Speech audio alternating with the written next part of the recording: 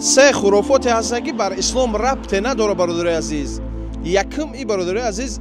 پایافزالی که چپنه در خونه افتیدگی که موندگی باشه میگن که این بدبختی میاره. دوم میگه روبوچین خانه در شب مثلا برکت خانه را میبرده بوده که رسول اکرم صلی الله علیه و آله صحیح مسلم داشت با مومن چشه حدیث نامرشه میگه تازگی نیمی ایمونه میگه طولان که سیم بالای تکسری در نشی بچم که قرضداری سخت میشه نشی که قرضدار میشه نیمی توجیکستان چیه آخه حالا که در دیگر حدیث ما دیده بودیم رسول اکرم صلی الله علیه و آله مثال وقتی که عایشه مادرمون یک پادوشکا خریده در همون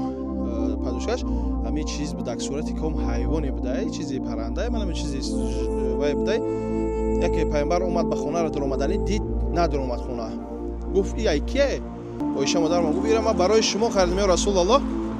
که شما شب سرتون نمونه در خورین گفت قسم با اون خدایی که مقصد همین چیز کدامی کدای گفت یکم گفت روز قیامت همین عذاب میکشه برای چیزی کشیدگیش گفت دیم در این خیخونه که مثال صورت ها هست انا ملائکه داخل نمیشوند تا پادوشگر نگیره پیامبر ای خونه داخل خونه نشید برای همین چیزا با هست بسیار چیزا هستن که میگنم خیلی خرافات ها دمو هسته بدونی بنویس با کامنتر ده با ما ببینم با وشم ویدیو کنیم من همین ستش دیدم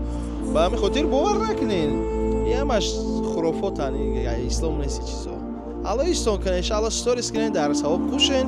خدا خواسته باشه بهترین چیزا رو ما برای شما نقل میکنیم سلام علیکم و رحمت الله